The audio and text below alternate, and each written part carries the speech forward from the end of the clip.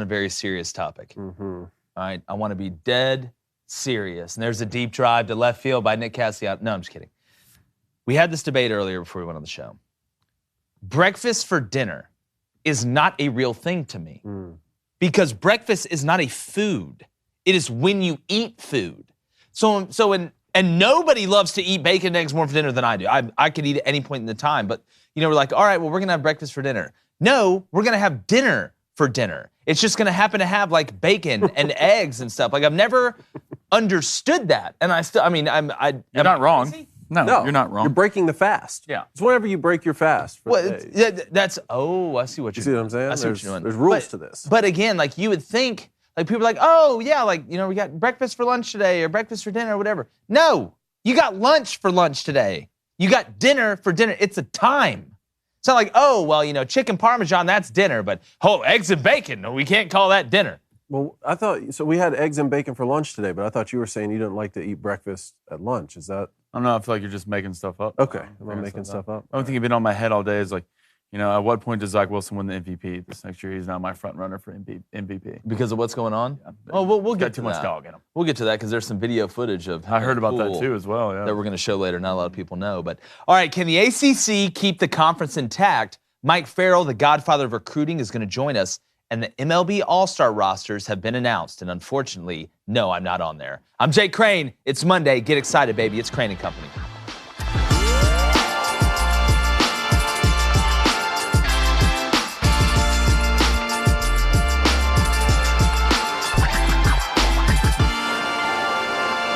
With all the seismic shifting we are seeing with teams swapping conferences left and right, there are some conferences that are going to be extinct very shortly. We see the Pac-12 is disappearing quicker than the Falcons' lead in Super Bowl 51, and there's been some speculation that the SEC is going to grab some of the top-shelf liquor that belongs to the Atlantic Coast Conference. But after reports surfaced that it will cost $500 million for a team to leave the ACC by 2036, one would have to assume the conference should feel somewhat safe. After all, why would you pay that amount of money to just go get your ass kicked on the regular? And I'm not saying that Clemson or a couple others wouldn't have any success in the SEC. We've seen what Clemson's been able to do. But at that price, to quote Randy from American Idol, it's a no for me, dog. The only way I see the ACC going down is if they were to merge with another mega conference and bring in 20, 25 teams. But I also believe the ACC is somewhat on the way up. Just look, Mario's at Miami. Dave Doran is 3 years from Sainthood and Raleigh. And even Wake Forest has started to hit the come up a little bit. Florida State is going to be dangerous again at some point, and North Carolina is putting guys in the league left and right. But at this point, who really knows which way this Pangea is going to shift? But I can give you 500 million reasons why a team will not leave the SEC and why I will not join Epic Will, which we've talked about. But, Conan, we're going to bring Mike Farrell in here. We're going to talk about this. When that came out, because we've seen it, you hear like the numbers of Texas and Oklahoma having to leave to go from the Big 12. It's not 500 million. It's not even close to 500 million. And that number, and I trust the reports that came out. I believe Dennis Dodd talked about it a little bit. Through 2036, the ACC fleeced some people. And again, I'm not leaving for 500 million. If I'm Clemson, why would I want to leave the ACC? If I'm Miami, why would I want to leave the ACC? Florida State, whatever. While it is getting better, you're in a pretty good spot. So when you look at this, Cone, with that price tag, I mean, you have to obviously get some relief from the conference you're going to. I mean, how do you feel about it? I want to see like what actual reports are if a team does defect, because 500 million seems like a lot. What were we saying? 80 million, right? Yeah, somewhere. It's not even close. And is 500 million, say, if Clemson or Florida State wanted to join the SEC?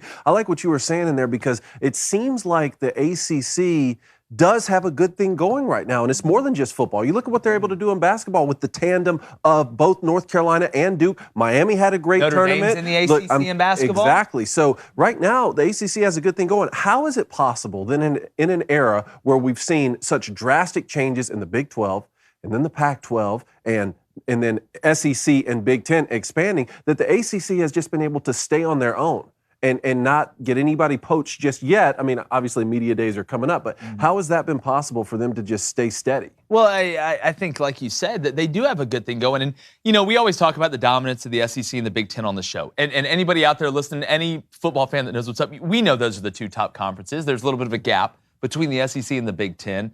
But when you look at what the ACC has been able to do, I mean, Clemson really has been in that, moniker with the SEC and the Big Ten, with whether it's Alabama, whether it's Georgia, whether it's Ohio State, whatever. Clemson's been up there. So I think they've obviously kept the ACC relevant, but having Mario at Miami, this is so big for them. You talk about relevance, right? Relevance. In today's conference world, relevance is currency. That's what it is. And the ACC does have some relevance now.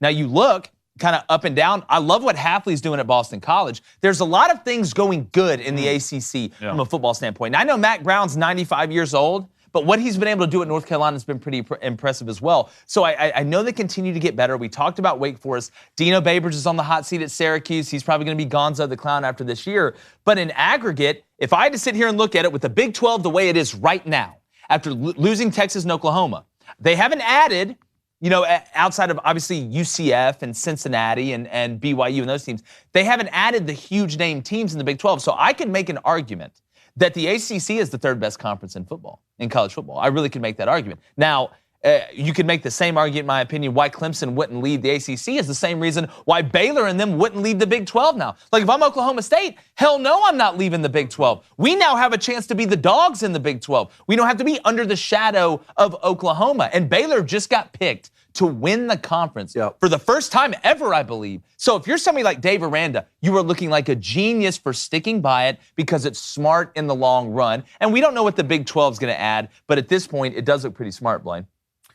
This is the thing with me. Right now, it's kind of what you said, David. They're on the come up. And the more things change, sometimes it's better to stay the same. First of all, you got to keep Clemson. You got to keep Clemson. You got to keep Florida State. You got to keep Miami. Why pay $500 million to go get your ass whipped in the SEC? If you're Clemson, I am not leaving. There's not of money that I would leave the ACC. Miami, Mario Cristobal. Look, Jake's a huge first of all, one of the best recruiters that's out there. They have to start doing it on the field, but they're getting the keys to the ingredients. And that thing, Miami's ready to go regardless. You just got to get everybody swimming in the right direction. But the ACC is a dangerous game if they can stay the same. Wake Forest on the come up. You believe in these teams. You don't have to follow everybody else for one time in the ACC. Don't try to follow everybody else and just lead the pack by being yourself. You're not the SEC. You're not the Big 12. You're not these other conferences. Just be yourself. You're on the rise. If I'm the ACC, I am doubling down on myself right now and prevailing in the long run. Well, our friends over at Saturday Down South had a report, I believe it was them, come out today saying that the SEC feels good at 16 teams. Okay. So if the SEC, because the SEC is a barometer to me. That is the compass that you look at, and everybody's going to follow that. Greg Sankey is playing 6D chess while everybody else is just playing checkers. When I look at the SEC stays at 16 teams, I pretty much guarantee you that means we are going to the 4 16-team mega conferences. That's what it looks like to me, in my opinion. I'm going to be very interested to see how it moves. But Blaine, Booster Club, what are they saying? Yeah, Joe C. says, with the Big 12 looking out west for schools, would the ACC try to make a move at West Virginia? I don't think it'd be a bad idea. I like that. I don't want to sit here and say geography because, again, geography doesn't matter anymore when you look at it. But West Virginia would be a great fit. And we talked about last week. You talk about loyal fan bases, right? And that's what we talk about all the time. Those are the people that are going to buy the hot dogs. Those are the people that are going to buy the tickets, that are going to buy the jerseys, that are going to help in the NIL fund, that are going to help in everything behind the scenes. West Virginia brings value. Like I said, I'm a big Neil Brown guy. I think he's going to get it rolling there. You got JT Daniels. West Virginia is a cool place to play. Like I said, they're willing to burn furniture and be happy about it. I mean, that takes a lot. As somebody who just bought furniture, and I know these couches aren't coming from Nordstrom or anything like that, but again, these people are as passionate as anybody about football, and I think it'd be a great ad. I think there's multiple ads that the ACC could really look up and down. And I tell you what, in the comment section, who would you say is the team that the ACC should add? If you had to go pick one outside of West Virginia, who is one that you would add? All right, Riot High says Cristobal is overrated as a coach, but he is a great recruit. See, I don't. To me, you got, like, if you're going to call somebody overrated as a coach, you got to give me specifics. Like you got to tell me why he's overrated. I mean, the man, all he's done is win. I'm telling you guys right now, y'all can believe me, y'all cannot believe me. If he didn't take this Miami job because Miami's home, he was next up at Bama. I'm just telling you guys, you can believe it or not. He was next up at Bama. That's the guy that Saban wanted, and it's for a reason, because he knows where the game is won and lost. It's won and lost up front. And you can say he is a great recruiter. I get it. But he knows the X's and O's. But more importantly, he knows the mindset. Mario's got that dog in him. Mario knows the way you got to get after him to get him ready to go toe-to-toe with the Bama. He's been in there. He knows it. He's seen it. He's been in that hand-to-hand combat in the trenches. That's hard to put in somebody. But as a motivator, as a man that influences other young men, he knows what buttons to push, because what makes Mario a great recruiter and a great coach is that he knows if you're going to play for him, you better love him. But more importantly than that, you better know that he loves you. And whether that's sitting in the living room with the grandma or grandpa or auntie, uncle, mom or dad, or it's at practice and it's two-a-days, which is, disappearing quick as well, and it's the dog days and you're tired and they've been rolling you, Mario can go down and grab that extra inch out of you. He can explain to you why, because he knows at the end of the day, he's building men. And that's the thing that Saban does a great job of. Those guys, everybody's like, oh, how does Nick Saban sign all these players every year, a 5-star here, a 5-star there? They know deep down he's going to make them money. They know deep down when they lead that institution, whether it's 3 years, whether it's 4 years, whether it's 5 years, they have a degree not just in accounting, not just in business, not just in sports recreation or lesbian dance theory. They've got a degree in life. And that, to me, is what you get in recruiting. And Mario knows it's about the next level, but he also knows everybody's not going to the next level. And when you combine that, that's a dangerous combination in a place like Miami that's home for you, because that's mama. Yeah. That's mama for Mario, and you will bleed and you will spill your guts for where you're from. And that's just, I'm telling you, with that guy, that they're scary. I'm talking about coming off the plane in camo scary. Look at the way they're recruiting, and don't be surprised this year. Don't be surprised, fellas, if Miami has a chance to win the ACC late in the year. Well, I don't know about going that far, but this is a perfect time to take over for him. Like, when else would you want to take over when Miami's been down and you're coming back to be the savior, right? So it could go one of two directions. You could have a Kirby Smart situation at Georgia, right, where you go and you win a national championship, or like we've seen Scott Frost struggle at his alma mater in Nebraska, or even like, I guess, middle of the road there would be my alma mater, Michigan, what Jim Harbaugh's there. A little bit of success, not as much as the fans wanted, but what a great time for Mario to take over right now. That's exactly right. And when you have a coach that played there, it hits different. Mm-hmm. It hits different when they're having Lane would have been great. Lane would have been fun. Been fine. Lane Kiffin would have been fun in Miami. We would have enjoyed it a lot. But Mario Cristobal is the right pick. That's exactly right. Brendan Moore says, hate to say it, but the expansion of the playoff to 4 teams is what is causing all of this. I see. Again, I need more specifics. We can sit here and say that, and we can sit here and say that. But to me, the expansion of the playoff was a necessary evil for what's happening now, because it's, again, I understand the playoff and TV rights basically go hand in hand. Nobody's disputing that. But I think to blame it all on, there's a reason we have the playoff. Because people weren't happy with the way it was. Remember, it was, you can go 6-4, and you can have the Clayton Times-Gazette in Alabama claim that Alabama won a national championship, and you award it to them. There's 9 different national championships a year. You don't see the matchups you want in the bowl games. The top teams aren't playing each other. Then we went to what? The BCS, right? Everybody got upset. You remember what happened in 2004 with Auburn? Now, some people think the BCS was the best way was the best one we've done yet. But to me, I want to play it on the field. When in doubt, play it on the field. Why is March Madness the best postseason event that there is? Because it's settled on the court. Why is college baseball such a awesome postseason? It's settled on the field. That doesn't mean the number 1 team's always going to win, but it's good for the sport. So in my mind, if you settle it on the field, there is no excuses, because you can't hide. There's no, we didn't get to play. There's no 2004 Auburn and Oklahoma shouldn't have been in there because Jason White was walking on a peg leg. There's none of that. You settle on the field. Now, that's not to say that the team that gets left out, number 5, we talked about A&M a couple years ago, right? The team that gets left out, there's going to be gripes at 5 or 6. Well, hell, that's part of the deal. People argue about being the 69th team. That's never going to stop. You are dealing with human beings. That's just how it is. Yeah. That's how life is. But 16 per conference seems to be sort of the max where you can still have a legitimate conference champion. And regular season. And that's what I'm talking about. Yeah. And if you go to 4, right, if you go to like 4 Power 4 conferences, that seems to be, even if they had 16 each, that seems to at least be something we recognize as the college. Yeah. What we've grown accustomed to. But if you take 2 mega conferences of 25 or 30 each, now you're talking about a completely different landscape. Yeah, for sure. Because, again, I've always said this, and I've said this before we even came over here to the Daily Wire. I am not for watering down the regular season. And you can make the argument that if you put 20 teams in a conference, well, you're going to get a lot of good games because there's good teams in those conferences, even if the regular season's knocked down one. I don't want that. Look at what the SEC is going to have to do with 16. Here's why 16 is the perfect number. And here's why it's so great that in college football, everybody plays the same amount of games. in the regular season. It makes it a lot easier to do this. So the SEC with 16 teams is going to do what? They're going to add a 9th conference game, which is great. That's fine. By adding that 9th conference game, you're not taking away a matchup that we're, Alabama and Texas early in the season. You're taking away a group of 5 score, an FCS school or something, playing a dominant school. I'm all for that because to me, it juices up the regular season even more, especially in the SEC, the most dominant conference, especially you doing the Big Ten, one of the most dominant conference. You're getting another good game. So I am always for that, but I worry if we get past, to me, 12 is the number that you can't go past. Because if you go past that, it's going to start messing with the regular season to me. But that's just my opinion. All right, 2 things here. One, Tate Cooney says, love the show, guys. Y'all restored my love for sports.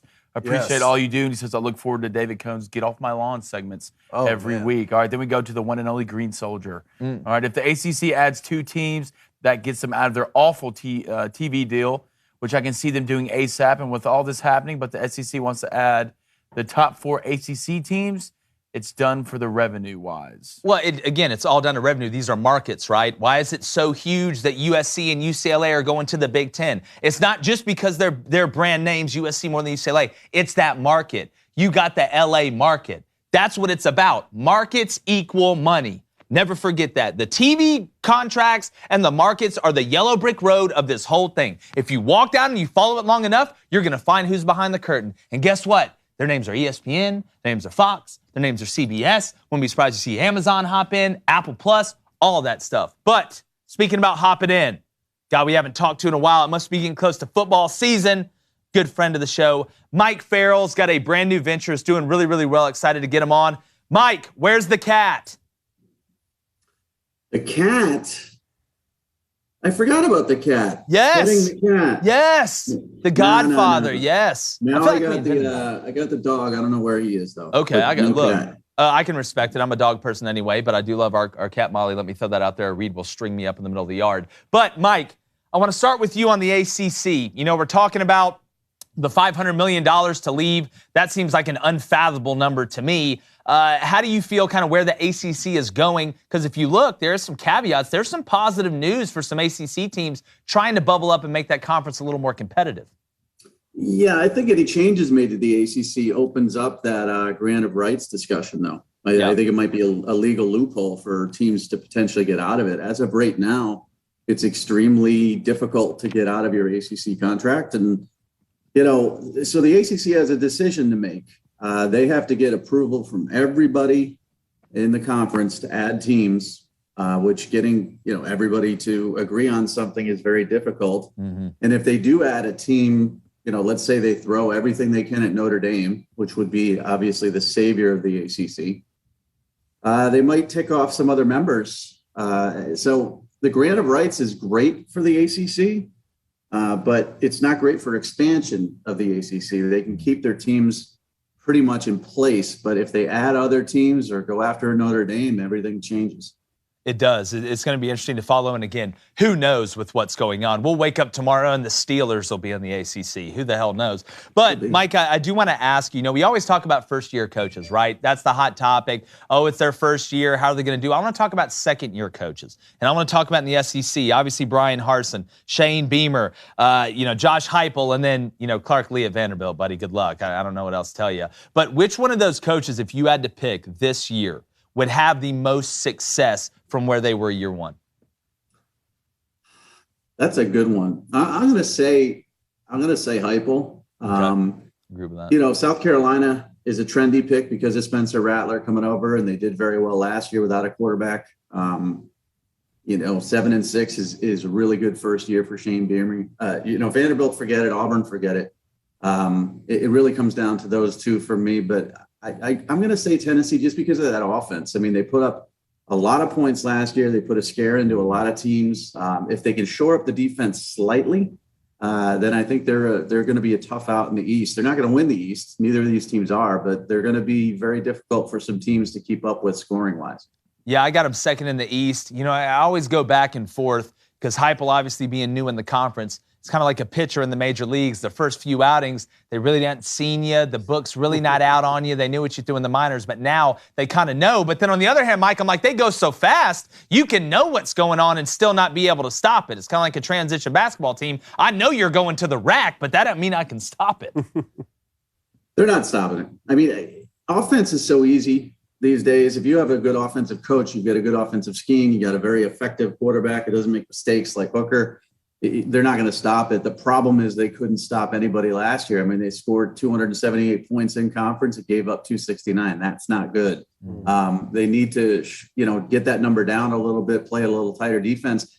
On the other hand, you have Kentucky, who is my team for number 2 in the East. And they don't put up a lot of points. They run the ball. They play a very physical style of offense, but they have a really underrated defense. I mean, you look at the teams in the SEC last year in conference, aside from Georgia, the 3 best defenses were Alabama, which is no surprise, Texas A&M, which is no surprise, and then Kentucky, which is a big surprise to a lot of people. They didn't give up a lot of points. And again, that power, running attack with Will Levis as a Tim Tebow type of hammer really controls the clock. So I think Tennessee, they have to shore up that defense if they want to finish second in the East. Yeah, that's the only way you're going to be able to compete with Georgia and beat them. You've got to be a complete team for 4 quarters. But let's get some questions from the Booster Club. Let's throw it to David Cohn right now. Yeah, well, you brought up Notre Dame, so let's go there. It's always made the most sense that Notre Dame joined the Big Ten. They've been reluctant to that with the NBC contract. When COVID happened and they were forced to join a conference, they decided to join the ACC and all other sports other than football. In 5 years, Mike, if you had to say, is Notre Dame going to be a part of a conference? And if so, which one? I'd say no. And if there is one, I think it's probably ACC. And the reason I say that, the Big Ten's asked them 85,000 times, and they've said no every time. There's such an arrogance between Notre Dame and the Big Ten. The arrogance of Notre Dame is outstanding when it comes to academics. And, we are the university with Ivy League academics and Power 5 football. The arrogance academically, the Big Ten is also extremely evident. And there are teams in the Big Ten that don't want Notre Dame there. They feel they're overvalued. They'd be getting too much. The ACC would welcome Notre Dame in every way, shape, or form. I mean, they even did this sort of, I guess you could call it a cuckold agreement. Yeah. Where we'll just take all your teams, right? And we'll put them in our conference, but you as a football program, you don't have to come in. We'll give you a few games here and there, and you can schedule as easy as you want. But please, Notre Dame, we'll take all your problems and solve them for you, but you don't have to do anything for us in return. And that's what Notre Dame likes. I mean, they like to be treated in that manner, and I think the ACC would do that. Yeah, there seems to be a rift there with the Big Ten that they just can't get past. I want to get your take here. Arch Manning, one of the most high-profile recruits we've seen in a generation, has announced that he is going to go play for Steve Sarkisian at Texas. You followed the kid for a long time. How much of his recruitment is due to his physical characteristics, and how much is due to the Manning name?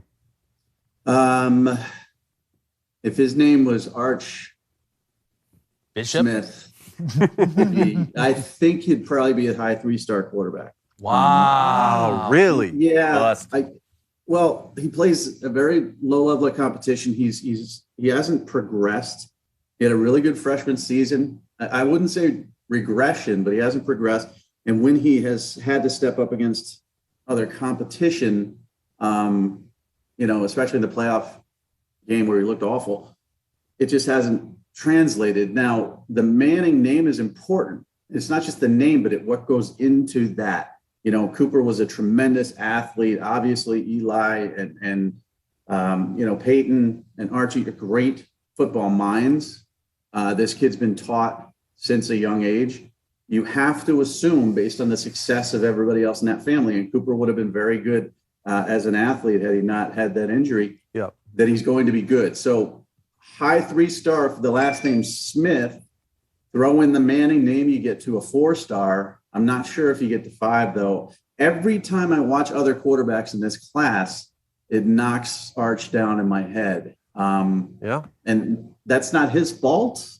he's not participating, he's not competing, and this is all summer ball. It's all routes on air. But every time I look at a Malachi Nelson or a Dante Moore or somebody else, I like them better. And I've got Arch, sliding into the 6th, 5th range in this class itself. Look, I don't think that's crazy. I don't think he's crazy to say that. I like the Holstein kid better. Alabama does too? I think the Holstein kid's a better quarterback as well. It's good luck. All right, we're going to go straight to the Booster Club here. We've got a question here from Tate Cooney. He says, questions for Mike. He says, when Saban retires, who, if anyone will take his place as the most dominant coach in college football? That's tough. Ryan Day. Ryan Day. Ryan Day's, and everybody says born on third base, all this other stuff. Ryan Day's a great coach, tremendous recruiter, great offensive mind. I don't think he has interest in the NFL. In Ohio State, it's a little bit more difficult because they're up north, and up north is different recruiting wise. So you would want to pick, a Kirby Smart or a Georgia or somebody like that. But I just think the way Ohio State's recruiting, they're going to win a national championship probably over the next couple of years. And he's going to be the guy, I think, that takes them, to levels that we really haven't seen at Ohio State potentially ever. I'm not saying it's Bama. I'm not saying it's 6-12. I'm not saying it's a dynasty, but I'm saying that the route to the playoff up there is a little bit easier. And Ryan Day and Ohio State are recruiting at such an exponentially higher level than anybody else up there. Save for Notre Dame. But Notre Dame, we've seen them get to the playoff and get waxed. Ohio State can compete. So I would say Ryan Day is going to take over as the king of college football. Yeah, and I think it's up front, too, is where Ohio State's going to be able to make their money, where they can compete a little bit. The depth up front. All right, we got one more from Joe C. What's up, Joe? He says, what is it going to take to add more parity to NCAA football? He said he's tired of only seeing a handful of teams getting a chance to win it all. Never. Everything that's put in place, unfortunately, just feeds the monster. It makes the blue chips bluer. There's just the transfer portal. Okay. So the transfer portal was originally supposed to be a differentiator. A kid who wasn't playing in Alabama could jump in the portal and go to a program where he could play. And that's going to help us, right? No, what it does is it allows Alabama to last year tap Jamison Williams on the shoulder and have him come over and dominate on offense. This year, let's go to Georgia Tech and take Jahmyr Gibbs, their best football player. Let's go to Vanderbilt, take their best offensive lineman. Let's go to Louisville and take their fastest wide receiver. The best are going to get better. And then NIL is going to be even worse. There's all this talk about there's no booster money in Tuscaloosa. Oh, my God, what are we going to do? Compete with Texas and USC and Miami? There's money. Trust me. They don't need the money now. You don't need it if you're winning every year, if you're going to the national title game every year, if you're winning a national championship every other year. Have a couple down seasons in Tuscaloosa and show me that money will arrive. So parity doesn't exist. What you're going to have is an extended and expanded playoff, and that's going to lead to a couple upsets, which is going to be fun. But when it comes to recruiting rankings, I could pick right now. Let me do the 2027 team recruiting rankings. Ready? My top 5 is going to be Alabama, Georgia, LSU, Ohio State, Texas A&M. Yeah. And again, I'm with you. I don't think there's a quick fix. I've said this, and I don't want to sound like a broken record. By expanding the playoff, I do think you will help a couple schools in their recruiting footprint for what they'll able to do over time. Because, Mike, you know this. We can talk about Arch Manning, man. We can talk about these wide receivers and these DBs.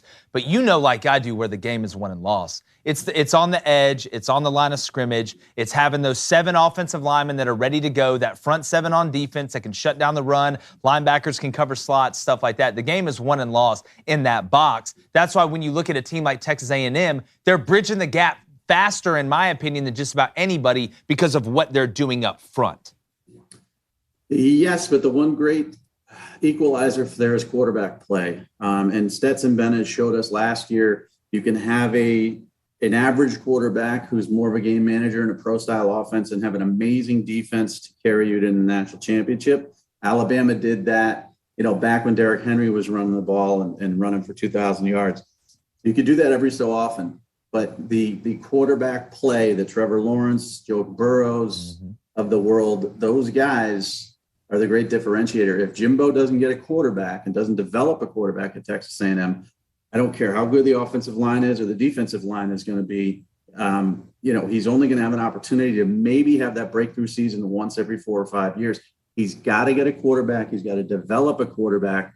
He hasn't done it yet. And that's really the problem. And this is why I see Ohio State being so good, because Day is just that way. I mean, CJ Stroud almost lost his job early in the season last year. Yeah. He missed a game. There was talk that Kyle McCord was going to steal that job from him. The next thing you know, the guy is he's a Heisman candidate and he's the number 1 pick in the 2023 draft. Just like that, the progression occurs. And if you can do that consistently, then you're going to be able to overcome some of these teams that are loading up on the offensive and defensive line. True, but I think I do want to push back a little bit here, Mike, and I know we're running short on time, but love that you joined us. But I do think it's tough to say in one breath that you can have Stetson Bennett and win a national championship, then on the other breath say that you have to have some dynamic player at quarterback to win the national championship. My thing is, if you got him up front, we know that solves a lot of problems. But where those Clemson teams with Deshaun Watson, with Trevor, they were good enough up front. The trick is not to try and have a one-off quarterback like a Johnny Manziel every now and then that comes at A&M. It's to do the opposite. It's to build the train on the tracks and then put the pieces around it. But that's a great debate. We're a little short on time, Mike. But tell everybody your new venture, man. I'm loving the stuff. I go visit the site every day. You guys are doing a hell of a job over there. Yeah, it's vomiting content is what it's doing. I mean, it's just like it's effusive content at MikeFarrellSports.com. What I wanted to do is I wanted to make everything simplified and easy and very dissectable to people so that they can go on there and see if they like what they see. And so it's very list oriented, it's very rankings oriented, it's very opinion oriented. And, it just it doesn't dumb it down, but it simplifies college football for you. So you can just go there and see NFL draft, transfer portal, recruiting, college football, you name it. We're going to get into gambling. That's coming up as well. So MikeFarrellSports.com, at MFarrellSports on Twitter. That's blowing up too. It's just fun. It's fun. I'd like to make more money, but that's going to come in time. But right now I'm just having fun. Yeah, you're building the trenches up, baby, like we just talked about. Mike, I appreciate it, my friend. Stay safe. Good luck with that dog, but don't forget the cat next time, my friend. Thank you. All right, brother. See ya. Yeah. All right, if you want to watch the rest of the show, head over to thedailywire.com, become a member. We're going to keep the audio here, or you can listen on Apple, Spotify, wherever you get your podcast. Subscribe, leave a 5-star review, and if you just found us, congrats to you and congrats to us. We're coming right back with some great content.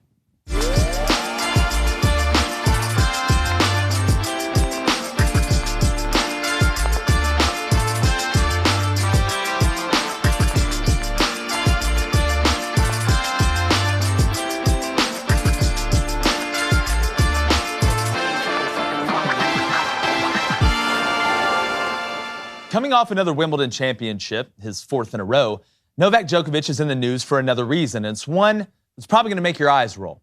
Now, look, Djokovic is an absolute stud on the tennis court. We know that. He's won so many majors, his first name should be Johnny, but he continues to get better as time goes on. But Djokovic is more than just a dominant presence on the court. He's also firm in his belief, and he sticks by him. He doesn't let the mob rule his actions, and that's evident by him saying he won't bow to the pressure and get vaccinated, which is going to disqualify him from playing in the U.S. Open. Now, while so many superstar athletes are virtue signaling and doing what is popular to make them look cool or in the spotlight, Novak is staying true to himself. Now, if Australia wants to have draconian rules and weld people in their apartments, that's fine. But the USA typically leads from the front when it comes to allowing people to enter the country to work. But in this case, we continue to play this political handball with COVID. And we all know COVID was terrible. I empathize with anyone and everyone who lost someone to it. It touched our family as well. But enough is enough. I mean, hell, they let Kyrie eventually play in New York. And Djokovic is one of the most in-shape athletes out there. Have you watched a tennis match? And he's not someone who's susceptible to the dangers of COVID in reality. Now, the decision to not let him play is purely political, make no mistake about it. And at this point, to be honest, it's just downright stupid. America should be the beacon of common sense on this issue. But yet again, we let politicians make everything so toxic that nobody can move or make a decision without judgment. They know that Djokovic is not a threat to get anybody physically ill at the U.S. Open. But if they let him play, it's like admitting defeat after the fear-mongering that even continues to plague our everyday life to this day. Now, it's terrible for the game of tennis as well, but we all know it has nothing to do with sports. And people who go against the mob get ridiculed, they have to be canceled, embarrassed, or in this case, disqualified. So I want to commend Djokovic on staying true to himself and not being as malleable as anyone with a blue check next to their name. And while he may not be competing in the U.S. Open this year, he's already a winner in my book. And to quote the late, great Bob Knight, "When I die, I hope they bury me upside down so the critics can kiss my ass." Cone, you're a big tennis fan. This is awful for tennis. We should be past this point. We didn't get to see him play Rafa because Rafa had the abdominal tear. He ended up winning his 4th Wimbledon. I think, 4 of the last 7, something like that? Fourth in a row, 7th overall. The 7th overall, it's ridiculous. I mean, at what point are we just going to be able to, build a bridge and get over this? Y'all know that I am not traditionally a Novak Djokovic fan. You are not. What I am a fan of. I am a fan of people who dedicate themselves to their craft so completely the way he does. When it's all said and done, he may be the greatest tennis player who's ever lived. And I say that having watched Rafael Nadal, love Rafael Nadal, and having watched Roger Federer. The fact that he was not allowed to defend his championship in Australia makes me sick, even though that allowed Rafael Nadal to break the tie and move up to 21 Grand Slams, okay? It still made me sick because we were keeping one of the best in the world out of a championship he's won 9 times, okay? And like you said, we're talking about athletes who take such care in what they're putting in their body. We're not just looking at some contrarian who says, no, I just want to stick it to whatever government or world leaders. Paying special care into what they're putting in their body. So Australia wanted to do that, that's fine. But you made the point, if that happens here, in New York, in Flushing Meadow, New York, when the last major of the year is to be played, and he's not going to be allowed to go and try and win that major, I'll tell you, it really makes me sick, and it says all you need to know about where we're heading as a country, but also just the sport of tennis. This guy has a chance to win the most majors in history, and now he may not even be able to play in half of them moving forward, which every single one he enters, he has a chance to win. Yeah, and it's just sad, and again, we should be to a point where we should be past this. I mean, let the guy play. He's not somebody on the episode of My 800-Pound Life. Like, he is one of the most in shape athletes of all time. It's just so beyond ridiculous. You have people that'll be the first one to say you should choose whatever happens to your body, but they're the first one to tell you that if you don't have the vaccine, you're the devil. It's the most contrarian, contradictory thing in the world. There's no way that you can square it, and it's gotten to a certain point where it is beyond ridiculous, and it is purely 100% not about sports. And that's why we're talking about it, because they're hijacking sports with this narrative, and they're using it as an example, because if they let him play, if they came out, that's why I was shocked Kyrie got to play. I was shocked that Kyrie got to play, because basically they had to admit, well, it may not be as bad as what we're saying, or maybe we shouldn't have gone that far or whatever. And they typically never admit when they're wrong. They never admit when they're wrong. Or if this announcement came the month after the outbreak of COVID, when all of us were scared, when all of us didn't know what in the world was going on, when all of us were saying, okay, maybe there will be a vaccine, maybe that could solve our problems. What is this thing? What do we move forward? Remember we were having conversations, shaking someone's hand is going to go away. You're never going to do that in society. We're having drastic conversations. It's not the month after COVID broke out. We know more about it now. We have more. Lean on the analytics. Well, they won't let Djokovic play, but look at our southern border. They're letting everybody in there. I wonder if all those people are vaccinated. But they won't let Djokovic play. He's probably, you can take him anywhere, will probably be the healthiest guy around. Every second of the day he's monitored. He's getting a little older to his career, right? I would say he's on the second half of his career. He's my age, so he's still young. Okay. Oh, he's old as hell. He's in his prime. He's cooked. They'll let Kyrie, though, play, but they won't let this guy play. Oh, man. It is. It's unbelievable. We're going to track it, man. August 29th, the U.S. Open starts. Let's hope there's a change before then. For sure. You want to get into a little rapid fire? Let me hit that button. Daily double. Hey, boys, Major League Baseball All-Star selections are in. Shohei Ohtani made the All-Star game as a batter and a hitter for the second straight year. His teammate Mike Trout has made his 10th appearance, and the Yankees led the way with 6 All-Star selections. Yeah, and Anthony Rizzo didn't make it. And I know he's hitting like 226, but he does have 22 dingers. Okay. I want to say this. After what happened last year with the MLB All-Star break and then moving, it's ridiculous. I don't want to get into that. I am still not a fan. And I know people say, well, 2017 was the first year where now home field advantage doesn't matter if you win the game or not. Why do we have to have a representative from each team? It totally defeats the purpose of an all-star game. to me. It's you take all the stars. You don't say, oh, well, this team doesn't really have any stars, but we're going to have to take them. It's the ultimate participation trophy. How about we just choose the best players? How about we just choose the best players instead of being like, you know what, Royals, we need, and I know why they do it. They want every team represented because it'll make that market interested in the game, whether it's Kansas City or something like that. But it just defeats the whole purpose of it. That'd be like if I went to an elementary school and I was like, all right, give me all the fifth grade classes. Give me out of all the fifth grade classes, give me the 10 smartest kids. But you have to have at least 2 from each class. It makes no sense. It absolutely makes no sense, and I don't understand it. But wait, the All-Star game is the ultimate participation trophy. It's the greatest quote I've heard today. It's the ultimate participation I'm not really trophy. excited about the jerseys either. I thought the jerseys were sick. They're decent. They're getting mixed. The gold tips? They're decent. I wanted more. It could have been come out way and say worse. they're fire when they're not fire. Don't tweet it. Look at the jerseys. Let's be honest. Hashtag, let's be honest about it. Well, and I thought Ty France got robbed a little bit, too. I thought he got Freddie robbed. didn't make it either. I thought Dylan Cease got robbed from the White Sox. Freddie, that's why. No, because Yeah. he didn't stay in Atlanta. Because you didn't. How about the Braves, though? Who would have thought? You thought it. Yes. You knew it. The Mets.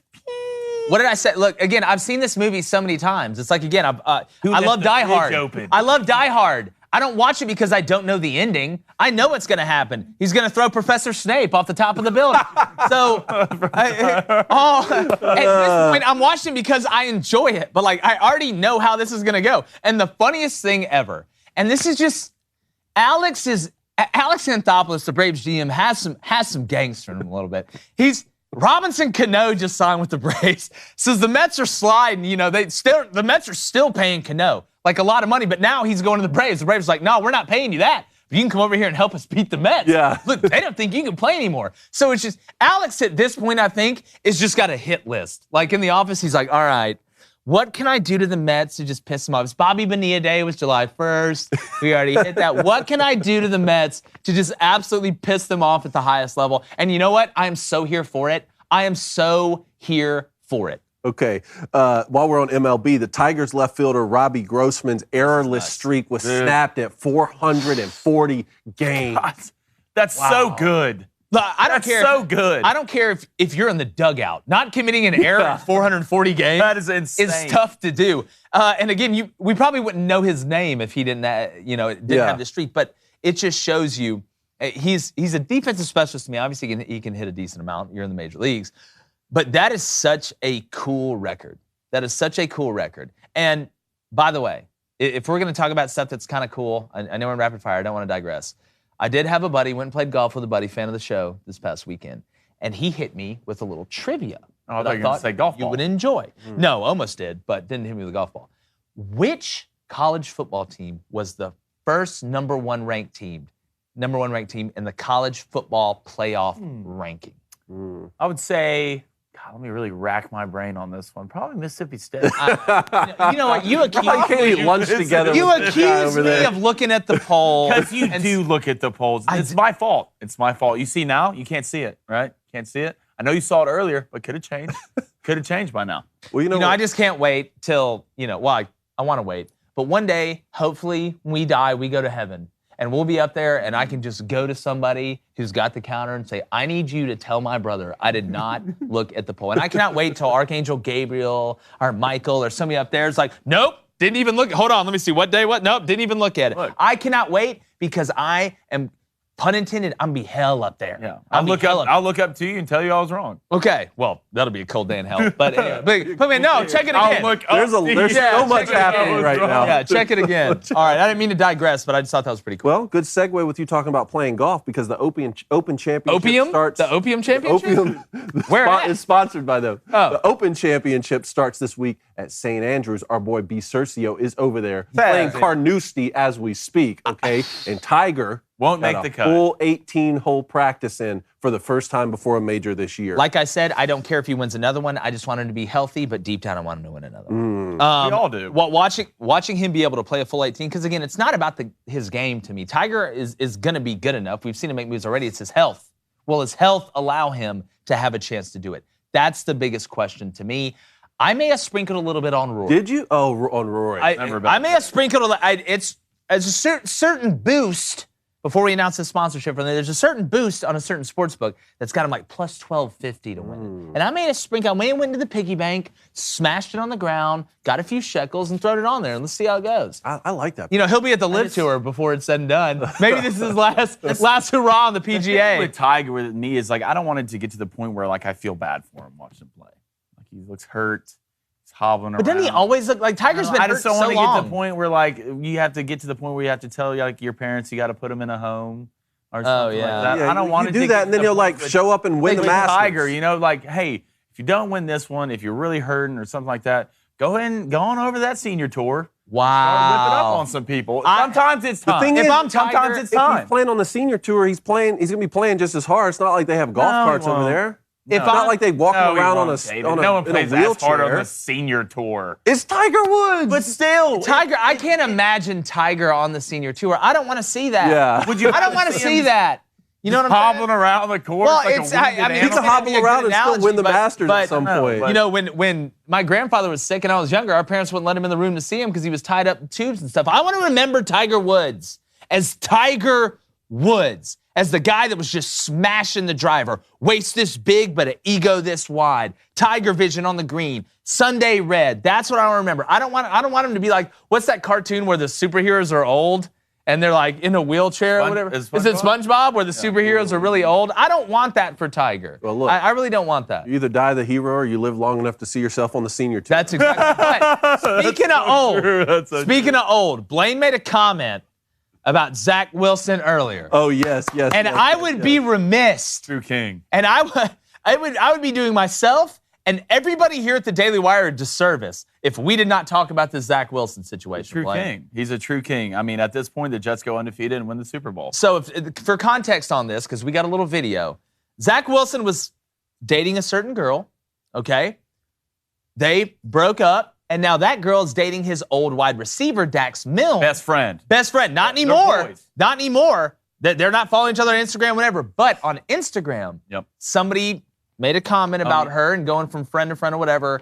And she said, well, you know, there was something going on with Zach and his mom's best friend. So, knowing the great investigative journalists we have here, we have uncovered some footage of Zach Wilson at a local pool. And never forget, Zach Wilson did play for the Cougars. Let's roll the clip. And showtime.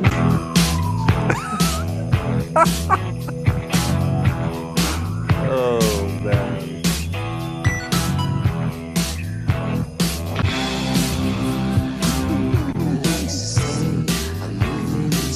Oh, so true. There it is. There it is. Yep, that leaked footage. That was right next to the Zapruder film. We're very fortunate to get it. And I will give credit to whoever tweeted this. I'm trying to remember the name of the account, but it is one of the funniest tweets I've ever seen. I retweeted it. I think standing ovation GIF, however the hell you say it.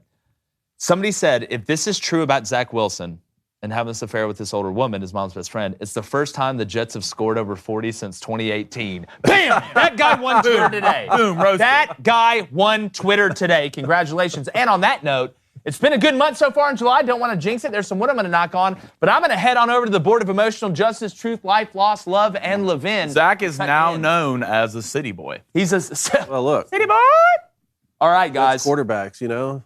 Trying to live up to Richard Todd. Now, all right, Cone, I'm going to let's talk about the Formula 3 for a second. Let's go ahead and get this out of the way. Please, tell everybody how it finished this weekend in shocking fashion that nobody ever saw Well, coming. Charles Leclerc won. Of course. Okay, and then Max Verstappen was 2. Oh, wow. And then let me guess. Lewis Hamilton finished out the podium. The only 3 guys. If you landed on this planet and knew nothing about anything that was going on and you just looked at the final standings for races and who won, you would think 3 people raced in Formula 1. It's Formula 3 to me, Cone. I'll continue to say it. It's still from exciting. The highest mountaintop. Carlos Sainz's Sainz's car blew up. Carlos Sainz's car blew up. There's still, there's a lot going on. I wonder how that happened. Even though my Red Bull fastest pit stop didn't hit. I don't know what was going on there. Mercedes edged him out. I was so intrigued when I saw that bet. I looked up the fastest pit stop, and Red Bull has it at 1.82 seconds. Yeah. That is absolutely skating like Chrissy Yamaguchi. I do not know how you do that. I can't do anything in 1.8 seconds. Meanwhile, Jiffy Lube is like taking forever to change my oil and,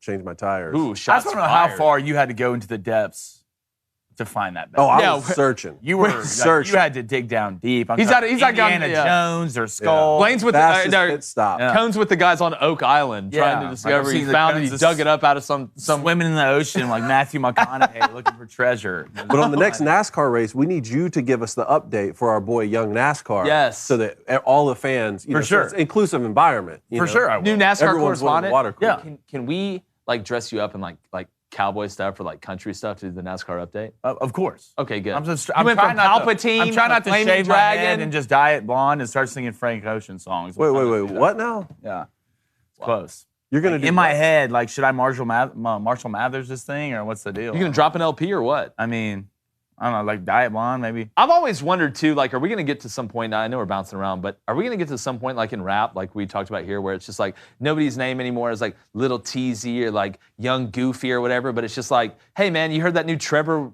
Winston? What? Yeah. Or that new Dalton Smitherman? That new Chet Holmes. Yeah.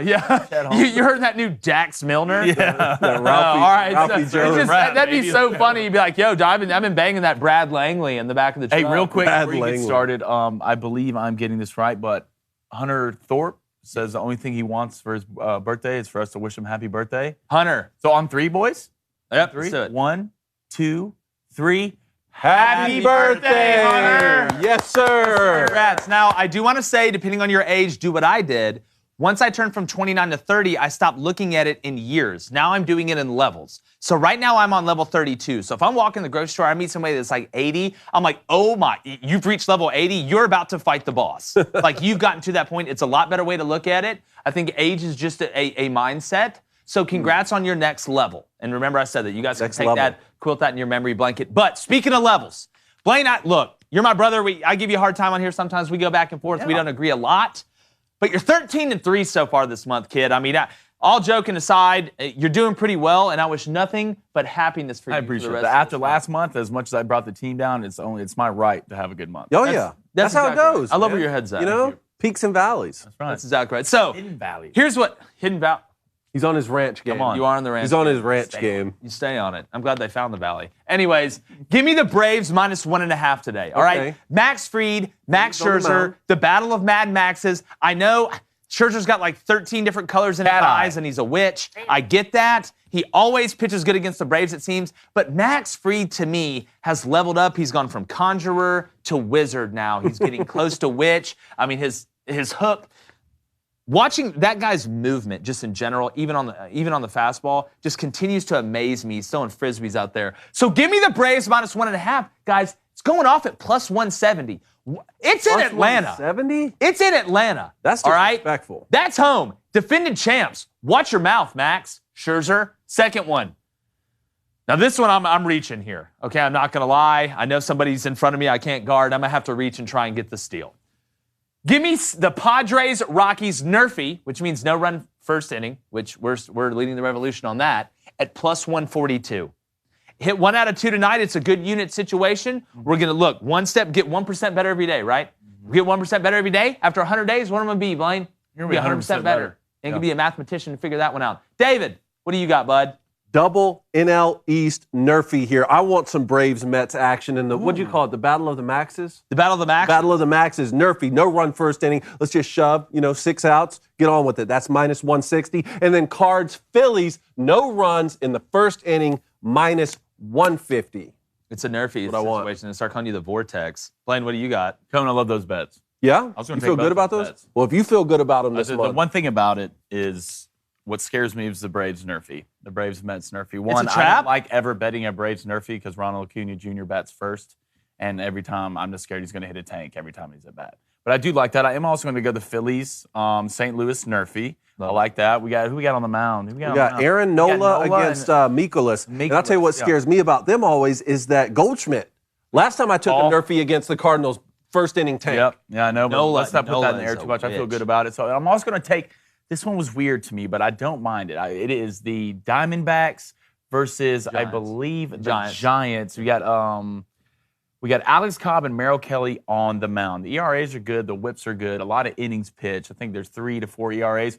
But it's getting to the point in this Nerfy where it's starting pitching somewhat, but it's really a feel thing at this point. Like, you look at it, and a lot of teams and I look at the over and unders total. That's why I'm scared for your game, because that's saying that Padres-Colorado game's under is 11.5. Why you got to do that? So, no, I'm just saying the way I look at it. So I'm going for 7s. And all the bets in the world out there, you got to point at mine. 7.5. So, hey, let's just keep staying on this road for the Nerfy. I got to come back for the team. Last month, I was an absolute liability, and I promise it won't happen again. All right. Well, Cone's son coming off a nice dub last month. Enjoyed his little haiku he wrote the other day. Limerick, whatever you want to call it. I'm not a book doctor. The Mets, he wants the Mets first 5 at +0.5. That's going off at -140. He wants Austin Riley to get a hit. That's -160. Then he wants the Phillies first 5, -0.5 at +100. So we didn't give Baby Cone any bets on Saturday, so we're going to give him 3 today and 3 tomorrow. We looked at the numbers. We did experiments. That's going to even it all out. So excited to see Baby Cone come back. And I want to say this. Dragon be Flamin', or Flamin' be Dragon. That's right, on Twitter. Also known as another guy. I'm not going to give out his other handle. But he hit 12-0. We didn't say anything about it. Wow. And personally, well, because we didn't know. Wait, is that a record? That's a record. Hey, Dragon be Flaming. If that, first of all, with Dragon and Flaming in your name, if you go 12-0, DM me and I will get things sorted out. Or this entire place. Oh, somebody's paying the price for that one. This entire place will be ashes. Yeah. Let me know. Oh, yes. We're going to get that fixed. Speaking of Revco, Flamin' Dragon be Flamin'.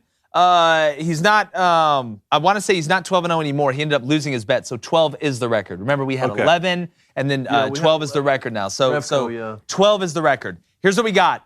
One of my favorite bettors. She's 3 away, and I really hope Katie Rose gets to 10, because she keeps finding good bets. She's just solid. She's keeping it what, Blaine? Yeah, you did it. Did it. So Katie Rose wants 7-0.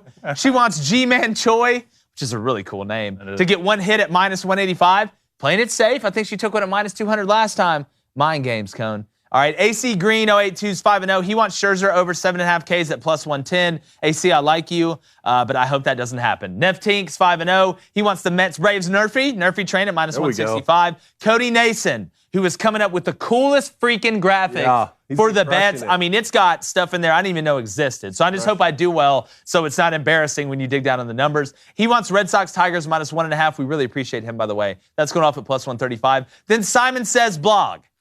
So blog. He's 2-0. Cardinals. He wants the Cardinals at home, money line -160. Then Sister Rigby, great friend of ours, and she made me some really cool stuff on my show put on the show tomorrow. Is 2-0. She wants the White Sox first 5, -125. Stephen Ogden's 0-3. It's all right, Stephen. We believe in you. Braves and Mets under. He wants Nerfy. It's Braves, Mets, Nerfy. A lot of Brave Mets, Nerfy. God. It's a lot of them. I never liked this. I never liked this. It's a trap. It's a trap. So Revco 50's 0-0. He wants card Phillies Nerfy as well. Blaze Gibbs 0-0. Braves Mets Nerfy. Oh my goodness. There it goes again. Oh man, once it gets past 3 on the Booster Club and we read these, it's tough. Zachary W. Jerome, welcome to it. Blaze Gibbs is brand new as well. Royals Tigers Nerfy going off at +100. Remember, all right, we're getting a ton of people in the Booster Club, and football season's coming, so it's only going to expand 10 times. So when I put that tweet out, you have to put #BoosterClub, not #BoosterBets, not #BoosterClubs, not #BoosterClub, so we can keep track of it, because it's a lot of people, and I don't have to put a document out there that we fill in because the comments are funny. So remember, it's #BoosterClub, and make sure you go check out the merch, dailywire.com/shop. Go check that out. We got some great stuff, got some more stuff coming as well. And the guest list this week is a little bit bananas, and I'm not talking about what Zach Wilson eats the peels on. But parting thoughts. Yeah, I put a poll out today. Put a poll out today, and it was requested from the Booster Club. Okay. It's an old poll that we're going to go back to, guys. Do stickers count? You put that out today? I am at the mercy of the Booster Club, David. These are my people, and they wanted. These are our people. I thought these are our people. Had come to a consensus on this. Well, you're about to. It'll probably be good for you, anyways. Give me numbers. Your propaganda never stops, does it? Give me numbers, and I also have breaking news too. Cal Kennedy. Do you want me to do the poll first or the breaking news? Do the breaking news. Breaking news: Zach Wilson will miss the first few weeks of the year due to a broken hand from so many high fives in the locker room. I like that, Kyle. Touche, my friend. Touche. All right, so the polls, do stickers count? I know what they're going to say, but they're wrong. They're going to say no, 63%. 63, you said? Yes. Good pick. No. 64. I believe in the Booster Club. Do stickers count? No, 77%. Yes, 23%. Because they You're all wrong. Because they understand. You're all wrong. And They if you- understand sports on a fundamental level. That's why. If you don't know what we're talking about, it's stickers on the helmet. Decals or stickers? Decals or stickers? We're not talking about decals. Oh my cone! Then why are they saying? Why are they a different word? Why are you using the word decal? I call them There's stickers. two words for multiple You gotta things. put the There's- decal on, and that represents the team. You get the represent a lot of individual things with personalized different stickers. words. I thought You that can we had represent gone a lot over of things with this different already, words. What is the helmet that you're given on day one of camp when you're first going over install, when you're going over Y stick and you know not to throw the whole shot to the field? What's the helmet you get on that day? You know what you That's get? the team helmet. You get a helmet that you know you're getting a decal on, and that you want stickers on that you also know are decals, and that they're part of the helmet, David. For going to class. All right, hashtag Ask Kramer and Company real quick. Travis Elrod, play one, bench one, cut one. Federer, Nadal, Djokovic. Got this. I'm playing Djokovic. I'm benching Nadal. I'm sorry, Roger, you're too old. I'm playing Make like Federer. a tree and I'm get playing out of here. Federer and benching Nadal, and Djokovic, get on out. What? Man, got to play Nadal. Got to keep Joker on the bench and Federer. Yeah. I want to play them all. Look, Roger. All right, we appreciate you guys. Again, make sure you're following us on all social media platforms, TikTok, all that stuff as well. It's been another great show. Stay safe out there. Enjoy your family. We'll be back tomorrow. And like Zach Wilson's chances of not being the coolest guy around right now, we're gone.